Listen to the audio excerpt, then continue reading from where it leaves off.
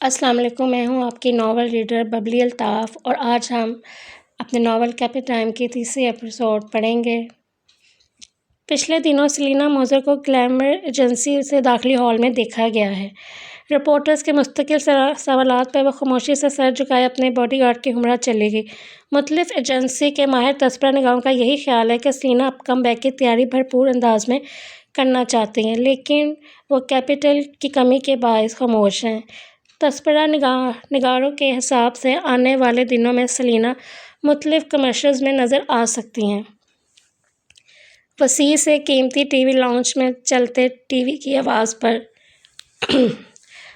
داخلی دروازے سے اندر داخل ہوتی مایا لمحے بھر کو ٹھہر گئی تھی۔ آف وائٹ بیش قیمت صوفوں پر برجمان واجد حسن افسوس بھری نگاہوں سے ٹی وی اسکرین کو تک رہا تھا۔ وہ شاید ابھی ابھی کام سے آیا تھا۔ اس کی ڈریس شرٹ کے اوپری بٹن آرام دہ سے انداز میں کھلے تھے اور ٹائی کی گرہ ڈھیلی تھی۔ مایا کو لمحے میں اپنا وجود جلتا ہوا محسوس ہونے لگا تھا۔ لیڈیز 3 پیس سوٹ میں ورق ہیلز پہنے، جوتے چھوٹے کئی بالوں کے ساتھ باوقار لگ رہی تھی۔ وہ ایک خوبصورت عورت تھی، واجد کے عین لائق۔ دن کیسا رہا واجد؟ وہ مسکرا کے آئی تو واجد چونکا اور وہ اس کی موجودگی سے بے خبر لگتا تھا۔ پھر تھکن زدہ سے مسکرا کر ٹی وی آف کیا۔ وہ مایا کی موجودگی میں سیلینا کو نہیں دیکھنا چاہتا تھا۔ اس نے بارہا کہا تھا کہ وہ چھوڑ چکا تھا، لیکن دل کے کسی خانے میں وہ آج بھی پورے آب و تاب کے ساتھ پہنا تھی۔ ویسے ہی نارمل ورک ڈے تھا۔ تمہاری میٹنگ کیسی رہی؟ مایا اپنے باپ اکرم اعوان کی این جی اوز کو ریگولیٹ کرتی تھی، فارم کی ڈائریکٹر انچارج تھی۔ اس کے انڈر کئی باسروق N G Os social work کیا کرتی تھیں۔ اچھا تھا، لاڑکانے کا پروجیکٹ بھی ہمیں مل چکا ہے۔ جلد ہی پرائمری ایجوکیشن کا کام شروع کریں گے۔ فنڈز کی بات ہوئی ہے، لیکن کچھ خاص انویسٹرز ابھی دلچسپی لیتے نظر نہیں آ رہے اس پروجیکٹ پہ۔ جو ہی اس پروجیکٹ کے جیک پاٹ کا اندازہ ہوگا تو لوگ خود ہی کھنچے چلے آئیں گے۔ اس نے خالص کاروباری زبان میں اپنا مدح بیان کیا تو واجد سمجھ کے سر ہلانے لگا۔ ماریا زیگ آنکھوں سے اس کے نچلے رنگ پر جمی تھی۔ کیا ہوا، تم ٹھیک ہو؟ اس نے ہاتھ بڑھا کے اس کے رخسار پہ رکھا تو واجد نے نامحسوس طریقے سے اس کا ہاتھ اپنے رخسار سے ہٹایا۔ ہاں ٹھیک ہوں، سیلینا کی وجہ سے پریشان ہوں؟ نرم لہجے میں کیے اس کے استفسار پر وہ بری طرح چونکا تھا۔ اتنی بری طرح کا مایا کو اس کے انداز پہ حیرت ہونے لگی۔ اسے اپنے اندر خالی پن سا محسوس ہونے لگا تھا۔ نہیں مطلب اب اس سے میرا کیا تعلق؟ میں مشکل مسکرا کے کہا، لیکن اس کی رنگت عجیب سی تھی۔ تم مجھ سے شیئر کر سکتے ہو واجد؟ اس نے ہاتھ بڑھا کے اس کے ہاتھ پہ اپنا ہاتھ لیا تو واجد کے پرکشش نقوش پر سایہ لہرایا۔ ہاں پریشان ہوں اس کی وجہ سے، 1 سال سے بہت کرائسس میں ہے وہ، پتہ نہیں کام کے بغیر خود کو کیسے مینیج کر پا رہی ہے وہ۔ اس کی بات سنتے ہی مایا کے اندر ایک آگ سی جلنے لگی تھی۔ اس نے تنگ ہوتے سینے کے ساتھ اس کا ہاتھ تھپ تھپایا تھا۔ تم بات کیوں نہیں کر لیتے اس سے؟ کچھ لمحہ بعد اس نے کہا تو واجد نے سر نفی میں ہلایا۔ میں اس کی کوئی مدد نہیں کر سکتا، وہ میری کسی مدد کے لیے راضی نہیں ہوگی۔ کیا میں بات کروں اس سے؟ اس نے کہا تو واجد نرمی سے مسکرایا، پھر اپنا ہاتھ اس کے ہاتھ سے نکال لیا۔ ماریا کو کبھی اپنا ہاتھ اتنا خالی محسوس نہیں ہوا تھا۔ نہیں وہ ہمارا مسئلہ نہیں ہے۔ وہ اٹھ کھڑا ہوا تو ساتھ ہی صوفے کے ہتھے سے اپنا کوٹ بھی اٹھایا۔ وہ ہمارا مسئلہ نہیں ہے، لیکن تم اسے ہمارا مسئلہ بنا رہے ہو واجد، اس نے بہت ضبط سے کہا تھا۔ آگے بڑھتے بڑھتے ٹھہر سا گیا، پھر مڑ کر اسے دیکھا۔ میں نے دوبارہ اسے کبھی اپروچ نہیں کیا مایا، یہ سچ تھا۔ اس نے کبھی سیلینا کی جانب پلٹ کر بھی نہیں دیکھا تھا۔ مایا نے ضبط سے گلابی پڑتی آنکھوں سے اسے دیکھا، پھر اور اس کے مقابل آ کھڑی ہوئی۔ وہ واجد سے چھوٹی تھی۔ خرابی یہاں ہے واجد حسن، اس نے اس کے دل پہ انگلی رکھ کے کہا تھا۔ ایک لمحے کو سامنے کھڑے شخص کے دل پہ ایک زوردار سا گھوسا پڑا۔ اس کی بیوی اس کے لاکھ چھپانے پر بھی اسے جانتی تھی۔ میں اس بارے میں بات نہیں کرنا چاہتا۔ وہ اس کا ہاتھ ہٹا کر تیزی سے باہر نکل گیا۔ ماریا جانے کب تک لاؤنج کے وسط میں استتار رہی۔ ٹانگیں جب درد کرنے لگی تو آہستگی سے صوفے پر بیٹھ گئی۔ اس کا چہرہ آکسیجن کی کمی کے باعث سفید لگ رہا تھا اور رگوں میں پلتی جلن ہر لمحہ بڑھ رہی تھی۔ اس کی زندگی میں اگر کوئی شغاف تھا تو اس کا نام سلینا مظہر تھا، اور وہ اس شغاف کو ہمیشہ کے لیے ختم کر دینا چاہتی تھی۔ یاسر راضی ہے اس انویسٹیگیشن کے لیے؟ سلمان عابد نے جھولتی کرسی پر پیچھے ہوتے ہوئے پوچھا تھا۔ وہ ایک درجہ بلند رینک کے چیف تھے۔ سامنے برجمان حنیفہ نے سر استباط میں ہلایا تھا۔ کچھ خاص جواب تو نہیں دیا ہے اس نے ابھی، دیکھتے ہیں، اپ ڈیٹ کرنے کا کہہ کر گیا ہے۔ اگر یہ انویسٹیگیشن ہمارے انڈر ہو سکتی ہے تو ٹھیک ہے، نہیں تو پھر ہمیں پولیس کی مدد لینی پڑے گی۔ سلمان نے ساتھ رکھی فائلز میں سے ایک کھول کے سامنے رکھی۔ اگر یاسر نے منع کر دیا تو ہمارے پاس اور بھی منجے ہوئے باڈی گارڈ ہیں۔ ہم سیکیورٹی بڑھا سکتے ہیں، ادارے اور ایکٹریسز کی، دونوں کی۔ بہرحال ہمارا کام یہی ہے، حفاظت کرنا۔ انویسٹیگیٹ کرنا ہمارا کام ہے بھی نہیں، لیکن اگر ایجنسی کے بعد یہ یہیں رہ جائے تو زیادہ بہتر ہے۔ باہر سے پولیس کو انوالو کرنے کا مطلب تم اچھے سے جانتے ہو، ہماری مکمل ساکھ پر اثر پڑ سکتا ہے۔ وہ فائل کھولے ورق گردانی کرتے ہوئے مصروف سا کہہ رہے تھے۔ سلینا کے پاس باڈی گارڈ نہیں ہے حنیفہ، میں نے سنا اس کے حالات اچھے نہیں چل رہے۔ اب کہ انہوں نے فکر مندی سے چہرہ اٹھا کے پوچھا تو حنیفہ نے گہرا سانس لیا۔ دل پر بوجھ تو ان کے بھی تھا، جانتا ہوں، میں باڈی گارڈ رکھوا سکتا ہوں اس کے لیے، لیکن کیا جواز پیش کروں گا اپنی اس پرسنل خدمت کا؟ میرے پاس جواز نہیں ہے اس کی ایسی مدد کرنے کا۔ ان کے لہجے میں ایک عجیب بے بسی تھی۔ سلمان نے افسوس سے سر ہلایا تھا۔ بتا کیوں نہیں دیتے تم اسے؟ کب تک یوں دور سے دیکھتے رہو گے اسے؟ میں نے ساری زندگی اس کے لیے کچھ نہیں کیا، اب آخری عمر میں اس کے سامنے جا کے اپنے اعمال کی جسٹیفیکیشن نہیں دے سکتا میں، سو چپ ہوں۔ وہ مسکرائے لیکن سلمان نہیں مسکرا سکے۔ کچھ شک نہیں کہ یاسر کے ہیڈ تم ہو، ایسے ہی باتیں کرتا ہے وہ بھی۔ وہ باتیں کرتا کب ہے چیف؟ بمشکل منہ سے چند لفظ نکال کر ہم پہ احسان کرتا ہے۔ ایک سے زیادہ سوال کر لو تو یوں گھورتا جیسے کھا جائے گا۔ ان کے کہنے پہ سلمان ہنس پڑے تھے۔ اسی لمحے دروازہ کھٹکھٹایا گیا تو وہ اس طرف متوجہ ہوئے۔ سامنے 3 باڈی گارڈز کھڑے تھے، محفوظ باڈی گارڈز کے یونیفارم میں ملبوس، بالوں کو جیل سے پیچھے جمائے۔ یہ سب ایک ہی ٹیم کا حصہ تھے۔ ان کی ٹیم کا نام ٹیم بی تھا۔ ٹیم اے کا آفس ان سے پہلے تھا، اسی ترتیب کے حساب سے انہیں نام دیا گیا تھا۔ ایسی کئی ٹیمز اس ایجنسی میں مختلف چیف انچارجز کے انڈر کام کر رہی تھیں۔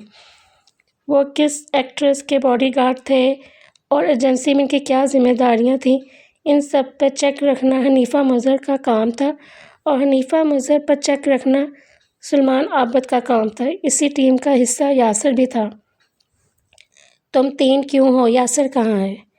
سلمان کے پوچھنے پر وہ تینوں آگے بڑھ آئے تھے۔ وہ اپنی ہیلز لے کے اوپر فلور پر گئے ہیں۔ ان میں سے ایک کی زبان پھسلی۔ اس کا نام شیر حسن تھا۔ اس کے ساتھ کھڑے دونوں باڈی گارڈز کے مقابلے میں اس کا قد چھوٹا تھا۔ وہ اکثر گھبرایا ہوا لگتا تھا۔ اس ٹیم کا سب سے چھوٹا گارڈ، صاف رنگت بھوری آنکھوں والا۔ واٹ؟ اس کا جواب پر حنیفہ کے منہ سے بے صدا نکلا تھا۔ شیر کے ساتھ سینہ تان کے کھڑے زار کی ہنسی بے صدا تھی۔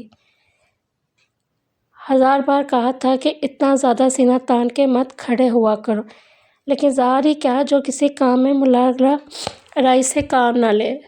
اس کا قد حسن سے لمبا تھا، رنگت گندمی اور آنکھیں گہری سیاہ تھیں۔ وہ ایک پرکشش دکھنے والا مرد تھا۔ مطلب وہ ان کی ماما کی ہیلز تھی، ان کے برتھ ڈے کا گفٹ تھا، وہی لے کر گئے ہیں آفیسر۔ کیا بکواس کر رہے ہو شیر؟ حنیفہ نے اس کے مذاق پہ اسے گھیرکا تھا۔ اس کی ماں کی ہیلز یہاں کیا کر رہی تھیں؟ اس کا کہنا تھا کہ گھر میں ان کے پاس ہیلز چھپانے کی جگہ نہیں تھی۔ اب کے بولنے والا ساحر تھا، مضبوط جبڑے، ٹین ہوئی رنگت اور کثرتی جسم والا ساحر۔ اس کی اٹھان سے ہی اس کی ٹف روٹین کا اندازہ ہوتا تھا۔ وہ بہت کم بولتا تھا، زیادہ تر خاموش ہی رہتا تھا، مسکرانا تو بالکل بھی نہیں آتا تھا اسے۔ جانے وہ سارا سال سیدھے جبڑے کے ساتھ کیسے گزارتا آیا تھا۔ ساحر، زار اور یاسر ہم عمر تھے، اس لیے وہ آپس میں آرام دہ ہو کے گفتگو کیا کرتے تھے۔ شہر نیا تھا، وہ ان سے تم سے بات نہیں کر سکتا تھا۔ وہ تین ہینڈسم گارڈ تھے اور ان کا سپریم ہینڈسم پارٹ ماں کی ہیلز لیے اوپری فلور پر موجود تھا۔ اس نے کہا کہ اس کے پاس گھر میں ہیلز چھپانے کی جگہ نہیں تھی اور تم لوگوں نے یقین کر لیا۔ حنیفہ نے انتہائی پرسکون سے ہاتھ باندھ کر ان تین گدھوں کی جانب دیکھا۔ سلمان نے بمشکل مسکراہٹ دبائی۔ ہمیں پتہ ہے وہ جھوٹ بول رہا تھا۔ زار کی ذہین آنکھیں چمکی تھیں۔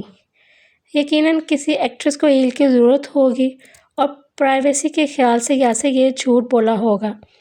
وہ بھی جانتا ہے کہ ہم نے اس کے جھوٹ پہ یقین نہیں کیا ہے، لیکن ہم نے اسے ایسے ایکٹ کیا جیسے اس کے علاوہ کوئی سچ نہیں ہے۔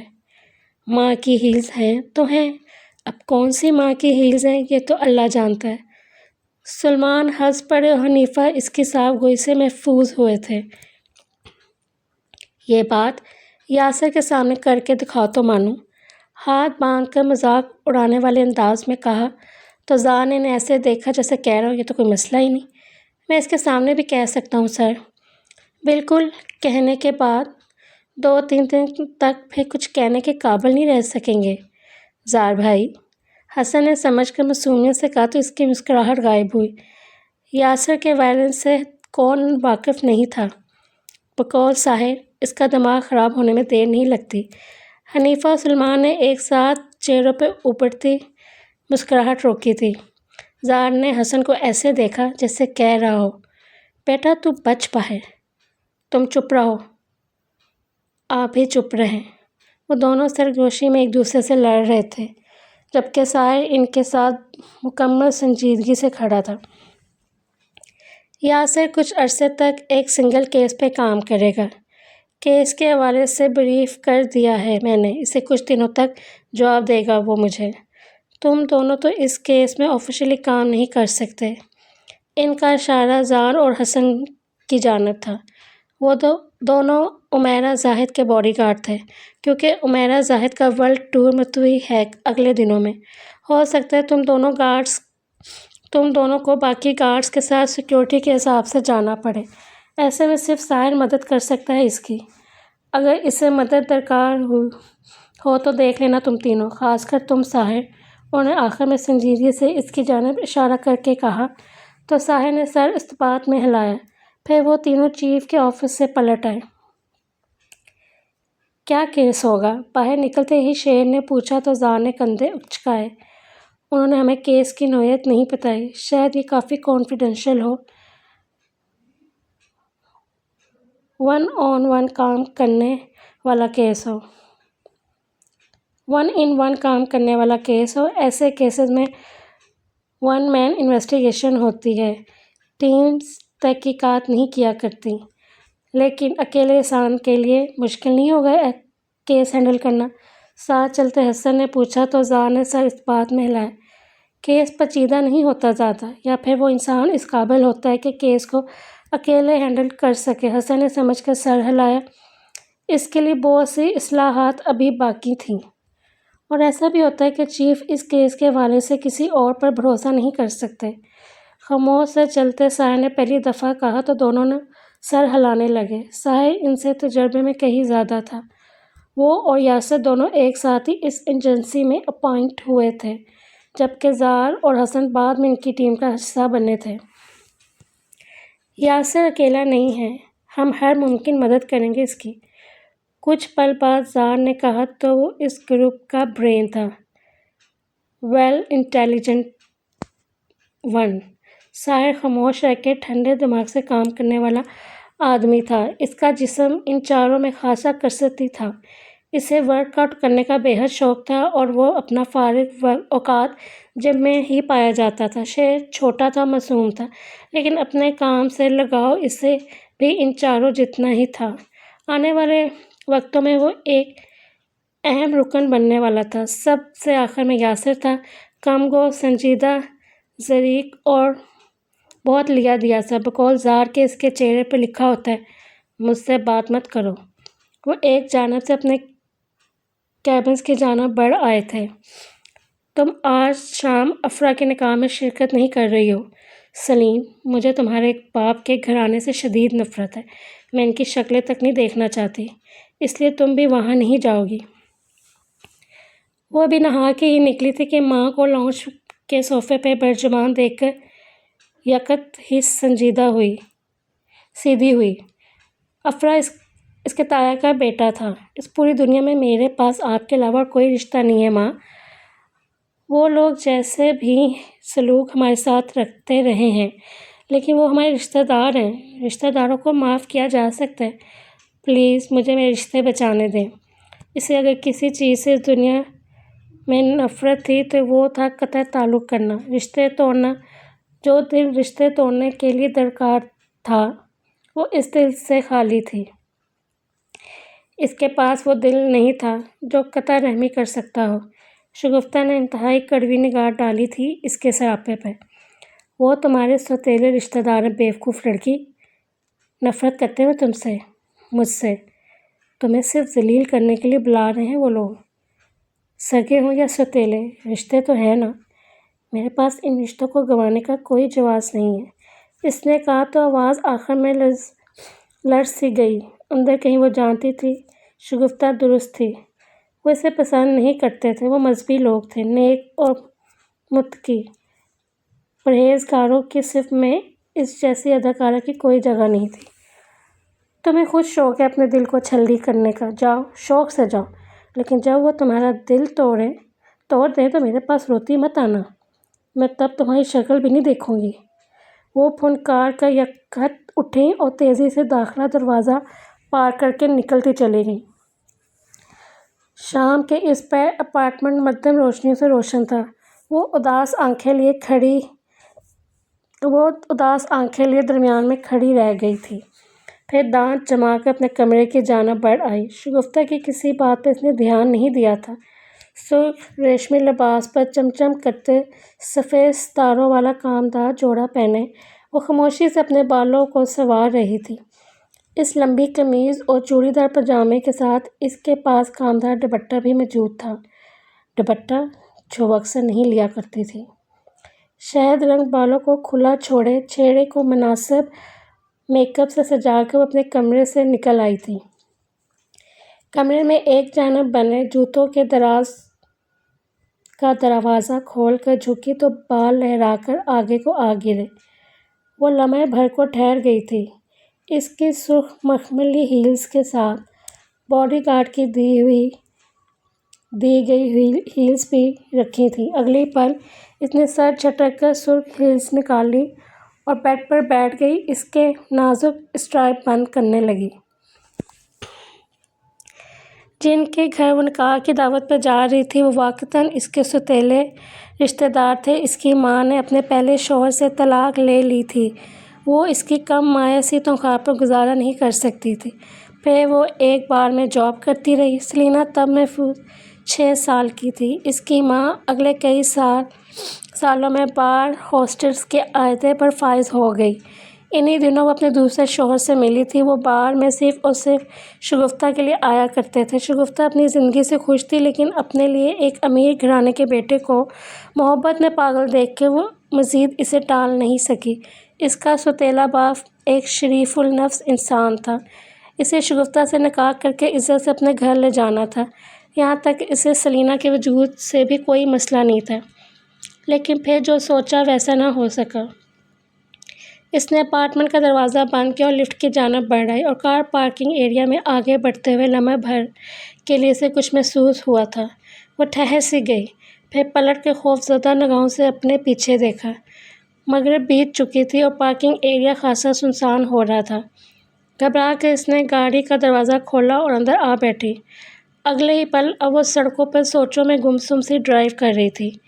اس کی ماں اور حسن علی نے شادی کر لی، وہ ان دونوں کو عزت کی چادر اڑا کر اپنے گھر لے آئے، لیکن ان کے گھر والے بار ہوسٹس اور اس کے وجود کو برداشت نہیں کر سکے۔ وہ اپنے قیمتی سپوت کو ان دو زندگیوں کے ساتھ ذلت سے دوچار ہوتا ہوا نہیں دیکھ سکتے تھے۔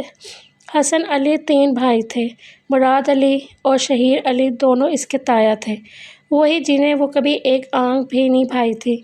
قسمت نے ساتھ نہیں دیا تھا اور حسن کی اچانک موت نے ان دونوں پر آسمان گرا دیا۔ وہ اس گھر میں نوکرانی کی سی حیثیت سے زندگی گزارنے لگیں۔ اس نے بمشکل دھکوں سے سیکنڈ ایئر کلیئر کیا اور پھر اپنی زندگی کے لیے نکل پڑی۔ نذر امجد اس کا پہلا مددگار تھا۔ اسی کے ذریعے اس نے ایک ڈرامے میں چھوٹا سا رول مل گیا تھا۔ وہ خوبصورت تھی، پیٹ خالی اور اذیت ناک محرومی کے بعد وہ اس آفر کو ٹھکرانے کی جسارت نہیں کر سکتی تھی۔ اسے ٹی وی اسکرین پر دیکھے گھر میں ایک طوفان سا برپا ہو گیا تھا۔ وہ اس کے بھائی کی سوتیلی بیٹی تھی، وہ مانتے یا نہیں مانتے، لیکن دنیا مانتی تھی۔ لوگوں نے ان سے اس طرح کے سوالات کیے تو وہ جواب نہیں دے سکے، اور پھر ردعمل یہ نکلا کہ شہیر نے بھرے گھر میں اسے سب کے سامنے مارا۔ اسے یاد تھا وہ اس وقت بہت کمزور تھی، ان کے تھپڑ سے زمین پہ جا گری تھی، لیکن اس نے اف تک نہیں کہا۔ گھر والوں نے ان دونوں ماں بیٹی سے بائیکاٹ کر لیا۔ کچھ عرصے تک وہ انہیں برداشت کرتے رہے، لیکن پھر جب سیلینا کو ایک بڑے ڈرامے میں کام کرنے کی آفر ہوئی تو اس نے وہ آفر قبول کر لی۔ تب وہ رات ان کی اس گھر میں آخری رات ثابت ہوئی۔ انہیں گھر بدر کر دیا گیا۔ وہ اپنی ماں کے ساتھ نظر کی چوکھٹ تک چلی آئی۔ ڈرامہ کامیاب ہوا تو اس نے اپارٹمنٹ کرائے پہ لے لیا۔ کئی سال گزر گئے، وہ اس کا نام صف اول کی ایکٹریس میں آنے لگا۔ اس کے حالات اچھے ہو گئے، وہ اپنی ماں اور اپنا پیٹ پالنے کے قابل ہو گئی تھی۔ انہی دنوں اس کے سوتیلے رشتہ داروں نے اس سے رابطہ کر کے اسے اپنے پاس واپس آنے کی دعوت دی تو وہ شگفتہ کی تنبیہ پر بھی ان کو انکار نہ کر سکی۔ رشتوں کو کبھی انکار نہیں کر سکتی تھی، لیکن وقت گواہ تھا۔ جب بھی دوبارہ وہ اس گھر میں بلائی گئی، ذلت کے لیے بلائی گئی تھی۔ شہیر اور مراد دونوں خاصے سخت مذہبی تھے، وہ اسے ناپسند کرتے تھے، لیکن عمر اسے ہمیشہ بلا لیا کرتا تھا۔ عمر اس گھر میں اس کا خیر خواہ تھا۔ ڈرائیو کرتے وہ پھر سے اسی جگہ جا رہی تھی، اسی جگہ جہاں سے ہمیشہ تکلیف ملا کرتی تھی، ہمیشہ کی طرح اس امید پہ کہ شاید اب کچھ بدل گیا ہو، شاید اب دلوں میں رحم آ گیا ہو۔ جو اللہ کے قریب ہوں ان کے دل تو نرم ہوتے ہیں نا۔ پھر اس کے سوتیلے رشتہ داروں کے دل اس کے لیے اتنی سخت کیوں تھے بھلا؟ وہ زیادہ مذہب کو نہیں جانتی تھی، لیکن جانے کیوں وہ مذہبی لوگوں سے اچھی امید رکھا کرتی تھی۔ ایسے لوگ امید دیا کرتے تھے اور اسے نا امید ہونے سے نفرت تھی۔ سڑک پر بڑھتی کار درمیانی رفتار سے چل رہی تھی اور وہ ڈرائیو کرتی ہوئی گہری سوچوں میں گم تھی۔ اگلے کئی لمحات میں وہ اپنے باپ کے گھر کی چھت تلے موجود تھی۔ وسیع عرض بنگلہ ایک شان سے سر اٹھائے کھڑا تھا۔ سبزہ زار پہ برقی کمکمے لگے تھے، ان سنہری کمکموں کے تلے وہ سرخ لباس میں دمک رہی تھی۔ افرا اور عزیر مراد کے بیٹے تھے، جبکہ ماجبین اور عمر شہیر کے بچے تھے۔ وہ ایک چھوٹا سا خوشحال گھرانہ تھا جو اس وسیع سے خوبصورت بنگلے میں رہا کرتا تھا۔ رشتہ داروں نے اسے سبزہ زار پر بیٹھے دیکھا تو رخ پھیر لیا۔ ڈرگس والے کیس کے بعد وہ اس کے لیے اور بھی قابل نفرت ہو گئی تھی۔ اس نے بھاری دل کے ساتھ بالوں کو کان کے پیچھے اڑیسا اور پھر وہاں سے اٹھائی۔ لاؤنج میں مہمانوں کی بہتات تھی۔ نکاح سادگی سے کیا جا رہا تھا اور مہندی بھی رسومات سے پرہیز کیا جا رہا تھا۔ عزت دار گھرانوں کی نشانیاں، کاش وہ بھی اتنی ہی عزت سے کسی کی زندگی میں داخل ہو سکے۔ زبیدہ اور رحمہ تائی نے اسے داخلی دروازے میں کھڑے دیکھا تو نفرت سے چہرہ پھیر لیا۔ رحمہ کے 1000 دفعہ منع کرنے پر بھی عمر نے سیلینا کو دعوت دی تھی۔ صوفوں پہ برجمان مہمان اسے گردنیں موڑ کر دیکھ رہے تھے۔ اس کے رخسار گلابی ہوئے۔ بمشکل مسکراتے ہوئے وہ آگے بڑھ آئی، سلام کیا تو دبی دبی سی آواز میں بہت مایوس سا وعلیکم السلام موصول ہوا۔ اس نے ایک جانب رکھا خالی صوفہ دیکھ کر وہیں بیٹھ گئی۔ مہمانوں کے درمیان کوئی بھی اسے اپنے پاس بٹھانے کے لیے تیار نہیں تھا۔ وہ پھر بھی مسکراتی رہی۔ یکایک کسی آواز دینے پر اس نے گردن پھیر کر دیکھا تو لمحے بھر کے لیے ساری اداسی انکنہ ہو گئی۔ سامنے عمر کھڑا تھا، اس گھر میں وہ واحد انسان جو سلینا کو سمجھتا تھا۔ وہ 24 سالہ نوجوان تھا، وجیہ اور دراز قد، سیاہ بال اور سیاہ آنکھیں بہت محبت سے سلینا کو تک رہی تھیں۔ پھر وہ آگے بڑھ آیا۔ کیسی ہیں آپ ایکٹریس صاحبہ؟ اس نے بے تکلفی سے کہا اور اس کے ساتھ آ بیٹھا۔ سفید کرتا شلوار میں ملبوس وہ بہت خوبصورت دکھ رہا تھا۔ میں تو ٹھیک ہوں، تم بتاؤ کیسے ہو؟ کہاں ہو اتنے دن سے؟ وہ ایک عمر کے آنے جانے سے بہت خوش ہو گئی تھی۔ عمر اس سے عمر میں 3 سال چھوٹا تھا، لیکن ان کے درمیان کی بے تکلفی بہت عزت والی تھی۔ البتہ رحمہ تائی کو اپنے بیٹے کی اس بے تکلفی پر ایک آنکھ نہیں بھایا کرتی تھی۔ یہی تھا، بابا کے ساتھ بزنس میں ہاتھ بٹا رہا ہوں، آفس جاتا ہوں اور آپ کو بہت مس کرتا ہوں۔ پرسوں آپ کو ٹی وی پہ دیکھا تھا، بہت خوشی ہوئی۔ پھر کب آ رہا ہے آپ کا ڈرامہ؟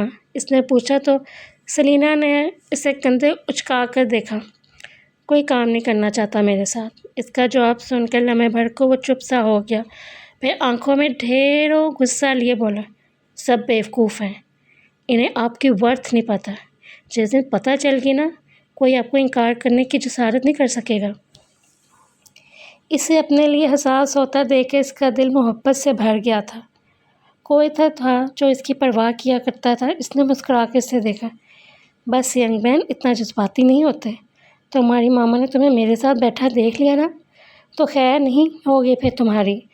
اس نے مسکراہٹ دبا کر اسے چھیڑا تو وہ ہنس دیا۔ اب بڑا ہو گیا ہوں میں، اب آپ کو یا مجھے کوئی کچھ کہہ نہیں سکتا۔ سلینا مسکرا دی، لیکن وہ اسے یہ نہیں بتا سکی کہ لوگ جملے کسنے کبھی نہیں چھوڑا کرتے تھے۔ لوگ دل توڑنے کا کام ہمیشہ اچھے سے کیا کرتے تھے۔ کتنی پیاری پیاری لڑکیاں آئی ہوئی ہیں نا آج، دیکھو ذرا۔ اس نے پھر اسے چھیڑا تو اس نے آنکھیں چھوٹی کیے دیکھنے لگا۔ آپ سے زیادہ کوئی خوبصورت نہیں لگ رہی یہاں۔ اس کے کہنے پہ چونکی اور پھر گہرا سانس لے کے اس کے کندھے پر دھپ رسید کی۔ تائی تمہیں مار دیں گی، ایسی بات سوچنا بھی مت۔ شادی کروں گا تو کوئی کچھ کہہ نہیں سکے گا۔ لوگ شادی کے بعد بھی نہیں بخشتے۔ میں زندہ مثال ہوں تمہارے سامنے۔ ابھی وہ دونوں بات ہی کر رہے تھے کہ رحمہ تائی یکدم تنتناتی ہوئی آگے بڑھیں اور عمر کو بازو سے گھسیٹ کر اٹھایا۔ ان کے اس جارحانہ حرکت پر یک قدم لانج میں برجمان خواتین دلچسپی سے ان کی جانب دیکھنے لگی تھیں۔ عمر اور سلینا بھی رحمہ کی ایسی رد عمل پر حیران رہ گئے تھے۔ ماما کیا کر رہی ہیں آپ؟ عمر نے احتجاج جن کہا، لیکن رحمہ اسے سن نہیں رہی تھی۔ انگلی اٹھائے سلینا کو تنبیہ کر رہی تھی، میرے بیٹے سے دور رہا کرو تم، کچھ اور نہیں تو کم سے کم عمر کے فرق کا ہی لحاظ کر لو۔ اس کا رنگ یکدم سفید ہوا تھا۔ عمر نے بے یقینی سے اپنی ماں کی جانب دیکھا تھا۔ ماما فور گاڈ سے ایسی کوئی بات نہیں ہے۔ تم نے اسے دعوت دی ہے نا اسے یہاں، یہ جانتے ہوئے بھی کہ یہ لڑکی ایسی شریف دعوتوں کے لائق نہیں ہے۔ اسے ایسی محفلیں زیب نہیں دیا کرتی، اور جیسی محفلیں اسے زیب دیتی ہیں وہ ہم افورڈ نہیں کر سکتے۔ حلق میں یکدم بہت سے کانٹے ابھر آئے تھے۔ اس نے کچھ کہنا چاہا لیکن الفاظ نے ساتھ نہیں دیا۔ مہمانوں کی نظریں، برقی کمکمے کی آنکھوں کو چندیاتی ہوئی روشنی، اپنا سفید پڑتا رنگ، سب کچھ گڈمڈ ہو رہا تھا۔ ماما خدا کے لیے، ہمیشہ کی بےعزتی بھی یاد نہیں رہتی اس لڑکی کو۔ اگر عمر تمہیں انسانیت کے ناطے دعوت دے دیتا ہے تو کم از کم اپنی غیرت کا ہی خیال کر لیا کرو۔ ہمیشہ بے شرموں کی طرح منہ اٹھا کے یہاں آنا ضروری نہیں ہے۔ کیا تم نہیں جانتی؟ کچھ جگہوں پر دعوتیں دینا ضروری ہوتا ہے، نہ چاہتے ہوئے بھی مکروہ لوگوں کو بلانا پڑتا ہے۔ ایسے میں ان لوگوں کو چاہیے اپنی اور آگے والوں کی مشکل کو آسان کر کے نہ آئیں، ایسی بدمزگی سے تو بچ جایا کریں گے سب کچھ۔ شہد رنگ آنکھوں میں بہت سے آنسو چمک رہے تھے، لیکن رخسار خشک رہے۔ وہ آنسو آنکھوں کے اندر ہی رکھنے کی عادی تھی، اس سے آنسو باہر نہیں گرا کرتے تھے۔ ماما، آپ یہ کیا کہہ رہی ہیں؟ چلیں یہاں سے۔ سلیم، بات سنیں سلینا۔ وہ سلینا کو باہر کی جانب بھاگتے ہوئے دیکھ کے اسے آوازیں دیتا اس کے پیچھے گیا تھا۔ وہ تیزی سے آگے بڑھ رہی تھی، کئی مرد اسے پلٹ کر دیکھ رہے تھے۔ سبزہ زار پہ سرخ ہیلز میں بھاگتی لڑکی کا دل ایک بار پھر زخمی کر دیا گیا تھا۔ عمر اس کے پیچھے سے اسے آوازیں دیتا بھاگ رہا تھا۔ سلینا، کہاں جا رہی ہیں آپ؟ اس نے اسے کونی سے تھام کر روکا تو ٹھہر گئی۔ اس کی جانب مڑنے کی ہمت نہیں تھی اس کے اندر۔ وہ اس کے سامنے آیا، اس کا چہرہ اونچا کر کے اسے دیکھا۔ اس کی آنکھیں گلابی تھیں۔ عمر کو تکلیف ہونے لگی۔ I am sorry Salim, really sorry. اس نے نم آنکھوں سے مسکرا کر نفی میں سر ہلایا تھا۔ کوئی بات نہیں، تم اندر جاؤ، نہیں تو تائی بلا وجہ تایا سے شکایت کر دیں گی اور پھر وہ وائلنس پہ اتر آئیں گے۔ کوئی پوچھے گا تو مجھے ڈیفینڈ کرنے کی کوئی ضرورت نہیں ہے۔